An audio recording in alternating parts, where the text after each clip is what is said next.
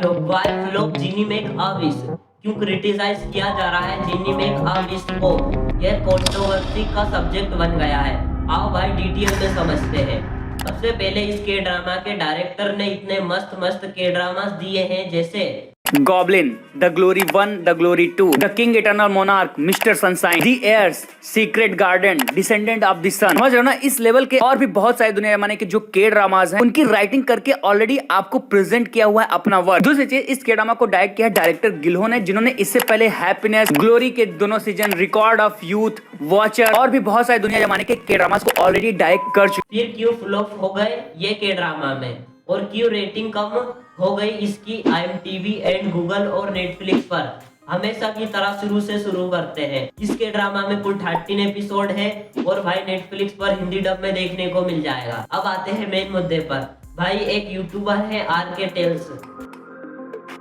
सबसे पहले मैं आपको बता दूं कि इस ड्रामे के अंदर जो स्टोरी दिखाई गई है, आई मीन चिराग और जीनी वाला, ऐसा कुछ रियलिटी में हुआ ही नहीं था। ये टोटली एक काल्पनिक कहानी है, पर जिस तरीके से इसको दिखाया गया है वो बहुत ही गलत है। इस ड्रामे के अंदर जो इब्लिस का कैरेक्टर है उसे एज ए हीरो दिखाया गया है, बहुत ही कोल्ड हार्टेड, बहुत ही रोमांटिक टाइप का। पर मुस्लिम रिलीजन की माने तो इन रियलिटी जो इब्लिस का कैरेक्टर था वो ऐसा बिल्कुल था ही नहीं, वो इसके बिल्कुल अपोजिट था। इन रियलिटी इब्लिस एक शैतान था जिसे मानवता से कोई वास्ता ही नहीं था। इवन उसका कोल्ड हार्टेड एंड रोमांटिक होना ही पाप है, बट ड्रामे के अंदर इसको बहुत ही बढ़ा चढ़ा के बहुत ही कोल्ड हार्टेड, रोमांटिक एंड पता नहीं क्या क्या दिखा दिया गया है, जिसकी वजह से पूरे मुस्लिम रिलीजन के लोग हैं उन्हें इस चीज का बहुत ज्यादा हर्ट हुआ है। एंड ऑब्वियस ही बात है, ये होगा ही, चाहे वो कोई भी कास्ट हो, कोई भी धर्म हो। अगर उसके इतिहास को गलत तरीके से प्रेजेंट करा जाएगा तो ऑब्वियसली किसी को भी हर्ट होगा, क्योंकि इसकी वजह से उन लोगों को कहीं ना कहीं गलत मैसेज आता है, जो कि हम जैसे अदर रिलीजन के लोग हैं, क्योंकि वो लोग इसको सच ही मानेंगे ना। जिनको उस रिलीजन की स्टोरी, उनकी हिस्ट्री पता नहीं है, वो तो किसी भी चीज पे भरोसा कर लेंगे। यही रीजन है कि इस ड्रामे को लेकर मुस्लिम कास्ट के लोग बहुत ज्यादा हर्ट हुए हैं। एंड अभी के टाइम पे सोशल मीडिया पे इतनी सारी कंट्रोवर्सीज चल रही है। एंड एक चीज और इस ड्रामे के अंदर बहुत ही गलत दिखाया गया है, वो है इब्लिस और इजराइल के बीच का जो बैटल है, जिसको 300 सालों तक दिखाया गया है, पर ये बैटल ऐसे नहीं हुआ था। मैं भी इस चीज को लेकर अभी पूरी तरह से श्योर नहीं हूँ, पर ये बैटल इतने टाइम तक नहीं चली थी। आई नो आप में से कई सारे लोग सोच रहे होंगे कि भाई कुछ भी बोल रहा है, कहीं से भी उठा के बोल रहा है, पर ऐसा नहीं है। एक्चुअली मैं मुस्लिम रिलीजन को बहुत ही अच्छे से जानता हूँ, बिकॉज मेरी जो स्टडी हुई है वो मदरसे में हुई है। हालांकि मैं हिंदू हूँ, पर मैंने कुरान तक पढ़ा है। एंड मेरे कुछ ऐसे मुस्लिम फ्रेंड्स हैं जिनसे मैंने इस ड्रामे के बारे में बात करी, इसकी रियलिटी के बारे में बात करी। एंड मैंने कुछ रिसर्च भी करा है, जहाँ से मैंने सारे डेटा को उठाया है। एंड उन्हीं के बेसिस पे मैं आपको बता रहा हूँ। ऐसा नहीं है कि कहीं से भी कुछ भी उठा के बोल दिया, तो आप मेरी बात पे बिलीव कर सकते हो। सच बताऊं तो मुझे इस ड्रामे के राइटर एंड डायरेक्टर से बहुत ही ज्यादा शिकायत है। अगर आप कोई फिल्म या ड्रामा बनाने जा रहे हो, और वो भी अगर किसी रिलीजन से रिलेटेड है, तो कम से कम उसकी हिस्ट्री, उसके इतिहास के बारे में अच्छे से जान तो लो। भाई आधी अधूरी नॉलेज ना बहुत ही खतरनाक होती है। इन्होंने सब कुछ डिटेल में बताया है। इन भाई की पढ़ाई मदरसे में हुई है, यानी मुस्लिम धर्म के बारे में भी जानते हैं।